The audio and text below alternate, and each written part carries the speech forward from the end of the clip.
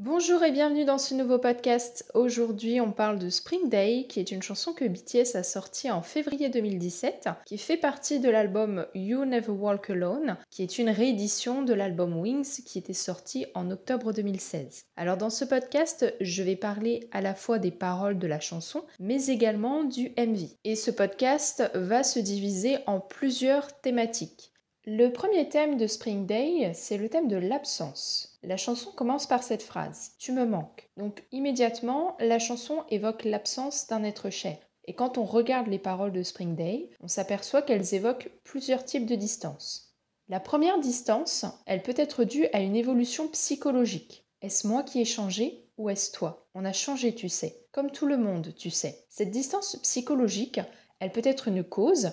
Donc cette distance, elle peut engendrer une distance physique. Par exemple, dans le cas où deux amis sont amenés à évoluer dans leur vie personnelle et donc leur amitié évolue et finit par disparaître.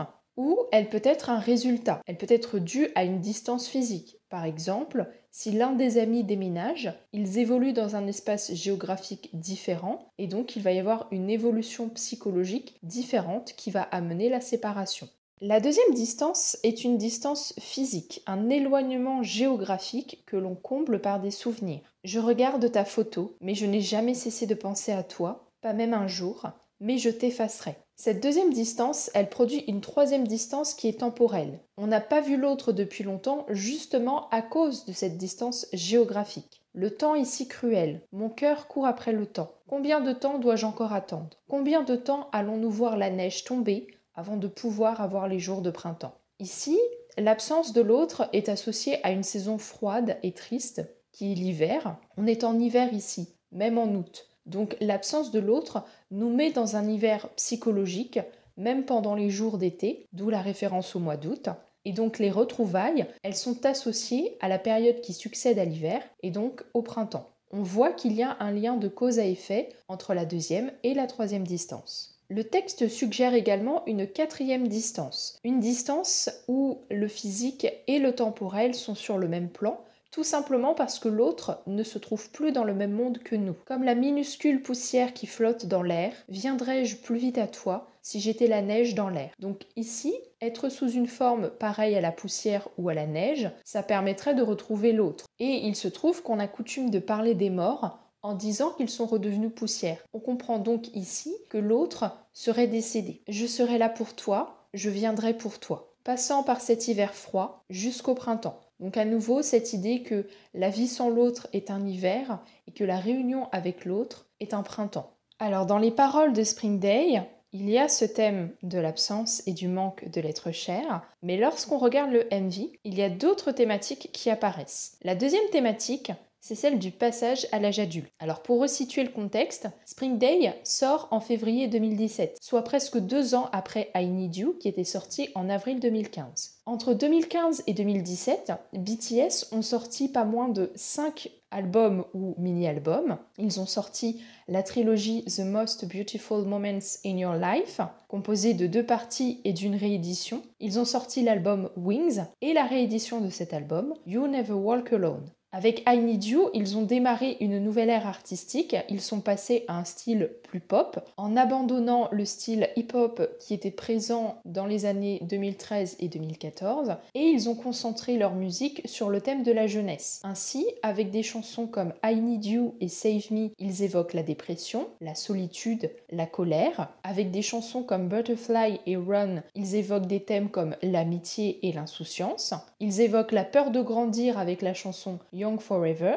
et le thème de la rébellion contre l'ordre social avec la chanson Fire. On peut donc constater que cette période de 2 ans, ça a été un tournant dans leur carrière, en termes purement artistiques, mais également en termes de réalisation. I Need You est la première victoire qu'ils ont obtenue dans une émission musicale. Quand ils ont sorti la chanson Dope quelques mois plus tard, ils ont commencé à gagner de plus en plus de public international. En mai 2016, ils ont fait leur premier concert au Gocheok Sky Dome, qui est une salle de concert en Corée du Sud qui accueille plus de 20 000 personnes en même temps. En juin de la même année, ils ont participé à la KCON, qui est un festival de musique de K-pop qui est présenté dans les différentes capitales du monde entier. Ils sont notamment passés par Paris et New York. Enfin, en décembre 2016, ils ont gagné le titre de artiste de l'année au Net Asian Music Awards, qui est l'équivalent de la récompense suprême pour des artistes en Corée du Sud. Donc Spring Day, ça arrive au moment où ils sont au sommet de leur popularité en Corée du Sud et où ils augmentent de plus en plus en termes de popularité dans le reste du monde. Et d'ailleurs, quelques mois après la sortie de Spring Day, ils gagnent le Top Social Artist Awards au Billboards au mois de mai de la même année. Donc c'est un moment important dans leur carrière, mais en tant que personne, ils sont aussi tous adultes, puisque Jungkook a fêté ses 20 ans en septembre 2016 et qu'il a été diplômé du lycée en février 2017. Donc quand on regarde le MV de Spring Day, on peut voir cette symbolique qui est pour eux l'occasion de faire leurs adieux à leur jeunesse. Par exemple, Jungkook est celui qui quitte le train en dernier, ce qui est logique puisqu'il est plus jeune. Donc c'est le membre de BTS qui va mettre plus de temps à passer à l'âge adulte. Et d'ailleurs, son passage à l'âge adulte, il est marqué par la scène où il tient une bougie d'anniversaire. Et c'est pourquoi, comme il met le plus de temps à devenir adulte, il ne rejoint pas tout de suite les autres membres du groupe qui tournent autour du carrousel. Il y a donc un décalage entre lui et le reste du groupe qui est montré dans le MV. Il se trouve que Jin aussi est en décalage, et c'est logique puisque c'est le membre le plus âgé. Et d'ailleurs, quand BTS a débuté en juin 2013, c'était le seul à avoir sa majorité. Il avait déjà 21 ans. Donc dans le MV, on le voit se contenter d'attendre les autres et de capturer les derniers instants de leur jeunesse. Donc il y a aussi un décalage entre lui et le reste du groupe. On peut voir le fait que Jungkook traverse le train et la laverie comme des métaphores du passage à l'âge adulte, et une fois qu'il est sorti du train et qu'il a traversé la laverie, il rejoint le reste du groupe et tous ensemble, ils arrivent dans un nouveau paysage. Donc on peut considérer cette scène comme le passage à l'âge adulte. D'ailleurs, les tenues des membres changent. Ça peut symboliser ces différentes tenues, leurs différents mois. Et le mois de la sortie du train et le mois de l'âge adulte. D'ailleurs, on voit une scène où Jungkook regarde son ancien moi très brièvement lorsqu'il sort de la laverie et son ancien moi est encore dans le train. Donc à la fin du MV, tous les membres du groupe sont réunis, ils ont changé de tenue et ils sortent dans ce qui se révèle être une sorte de paradis. Donc on peut y voir la métaphore du passage à l'âge adulte pour tous les membres de BTS. Le troisième thème de Spring Day est celui de l'hommage aux victimes du Sewol. Alors le 12 avril 2014, le Sewol, qui est un ferry qui relie l'île de Jeju Island et le port de Incheon, a chaviré alors qu'il transportait 416 personnes. Le bilan a été très lourd. Au total, il y a eu 304 morts, dont la très grande majorité étaient des lycéens qui étaient en sortie scolaire. L'affaire a provoqué un véritable raz-de-marée au sein de la Corée du Sud, surtout parce que le gouvernement a été tenu pour responsable de la mauvaise gestion des secours, ce qui a aggravé le bilan humain. Et de plus, le gouvernement de l'époque a persisté à minimiser sa responsabilité au grand désespoir des familles des victimes. Et c'est ainsi que la Corée du Sud est restée profondément marquée par cette histoire. Surtout qu'un pays aussi technologiquement avancé n'aurait pas dû voir se produire un tel accident. Avec Spring Day, on peut voir que les membres de BTS expriment leur soutien envers cette tragédie. Et d'ailleurs, en 2014, les armées coréennes à l'époque avaient fait des dons aux familles des victimes. La prise de position de BTS par rapport à cette affaire, elle intervient dans un contexte politique très particulier. J'ai dit plus tôt qu'en décembre 2016, ils avaient été sacrés artistes de l'année en Corée du Sud. Il se trouve qu'en décembre 2016, la présidente de Corée du Sud de l'époque, elle a été destituée de ses fonctions pour abus de pouvoir et corruption. Et parmi la liste des choses qui lui étaient reprochées, il y avait la découverte d'une liste noire où figurait le nom des artistes qui avaient pointé du doigt les responsabilités du gouvernement dans le naufrage du Sewol. Donc, l'hommage de BTS aux victimes de cet accident à travers Spring Day, ça peut indiquer une prise de position contre le gouvernement et dénoncer aussi cette liste noire.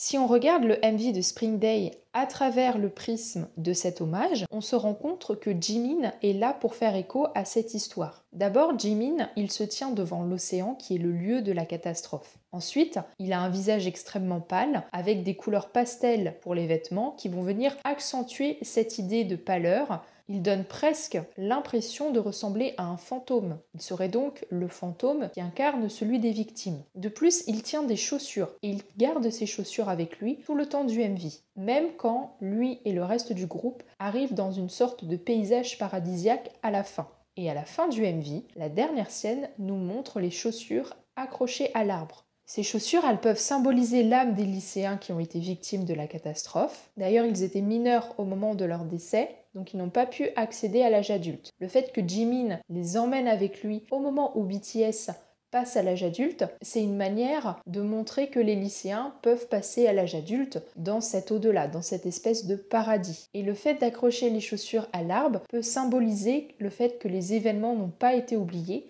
de même que la mémoire des victimes. On voit d'ailleurs que le paysage paradisiaque dans lequel les membres de BTS se rendent à la fin du MV devient de plus en plus lumineux et il change. Il passe de l'hiver au printemps. Il y a cette idée que les âmes des lycéens ont traversé l'hiver et peuvent accéder à cette espèce de paradis où le printemps est éternel. La quatrième thématique de Spring Day est celle de la référence à Homelas. The Ones Who Walk Away from Homelas, c'est une nouvelle philosophique qui a été écrite par l'écrivain américain Ursula Le Guin en 1973. Cette nouvelle, elle décrit la fête de l'été dans une ville fictive et utopique qui s'appelle Homelas et où les habitants sont intelligents, cultivés et où il n'existe pas de roi, de prêtre, de soldats ou d'esclaves. Donc c'est une cité qui est considérée comme parfaite. Mais la nouvelle nous apprend l'horrible vérité derrière cette apparence de bonheur et de paix. En fait, l'équilibre d'Homelas repose sur la souffrance d'un enfant qui est enfermé dans le sous-sol de la ville, qui est seul et qui est réduit à un état de misère. Et si jamais on lui témoigne la moindre douceur, gentillesse ou bonté, alors Homelas se transformera en un lieu dystopique où la souffrance régnera. Donc chaque citoyen d'Homelas apprend la vérité à l'âge adulte, et bien que les réactions soient d'abord d'être choqués et d'être révoltés par cette injustice, les citoyens finissent par rentrer dans le moule et accepter ce prix à payer pour le bonheur du reste de la cité. Toutefois, certains citoyens refusent d'accepter cette situation et de se rendre complices de cette injustice, et ils quittent donc la ville pour un lieu inconnu. Et ils donnent ainsi à la nouvelle son titre, puisqu'on pourrait le traduire par « Ceux qui partent d'Homelas ». Alors cette nouvelle, elle repose sur une philosophie morale et elle pose des questions telles que est-ce qu'on accepte de sacrifier un enfant innocent pour le bien-être de la société? Est-ce qu'on accepte de se rendre complice des règles sociales par facilité en restant dans sa zone de confort? Ou alors, est-ce qu'on cherche à se rebeller contre cette situation? Est-ce qu'on choisit de refuser cette complicité? Dans le MV de Spring Day, plusieurs scènes font référence à la nouvelle d'Homelas. On a le titre Homelas qui apparaît dans une scène, donc ça va bien marquer l'influence de cette œuvre sur la création du MV.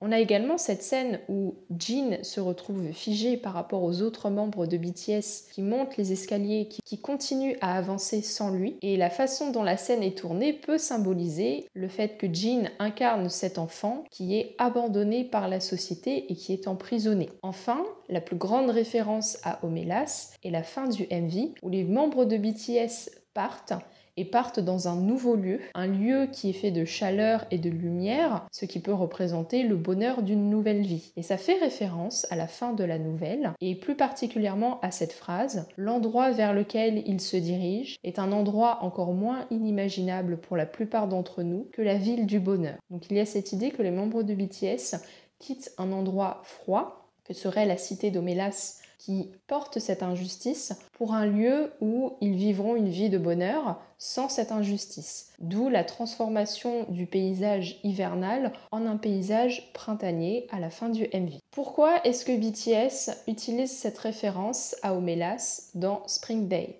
Eh bien, si on met en comparaison l'affaire du Sewol et la nouvelle philosophique, ça peut être un moyen pour eux de montrer qu'ils refusent de fermer les yeux, tout comme les citoyens d'Homelas, et de ne pas accepter l'oubli de cette tragédie. Refuser également de fermer les yeux face à la liste noire qui a été créé par le gouvernement pour les artistes qui parlaient de cet accident. Et donc ici, les membres de BTS incarnent les citoyens d'Omelas qui refusent d'oublier, qui refusent de se conformer aux attentes de la société et qui préfèrent porter la mémoire des disparus de l'affaire du Sewol, en incarnant donc ces citoyens qui partent d'Omelas. En conclusion, on s'aperçoit que Spring Day est très riche et possède plusieurs thématiques à la fois liées aux paroles mais également au MV. Pour ce qui est de l'hommage aux victimes du Sewol, il se trouve que le public coréen a extrêmement bien accueilli Spring Day, ce qui tend à insister sur le fait qu'il s'agit bien d'un hommage, puisque Spring Day a remporté le prix du meilleur MV au Mnet Asian Music Awards en 2017, ainsi que celui de la chanson de l'année au Melon Asian Music Awards en 2017 et au GDA en 2018. Ce podcast est à présent terminé, j'espère que cette analyse vous aura plu. N'hésitez pas à me dire dans les commentaires ce que vous en avez pensé, si vous êtes d'accord avec moi sur certains points, si vous n'êtes pas d'accord, ça m'intéresse d'avoir votre retour. Si jamais vous avez aimé ce podcast, n'hésitez pas à lâcher un petit pouce bleu, à mettre un commentaire, à vous abonner si ce n'est pas déjà fait et à parler du podcast et plus généralement de la chaîne autour de vous s'il y a des gens qui sont intéressés par BTS. Je vous retrouve lundi prochain à 18 h pour une nouvelle vidéo.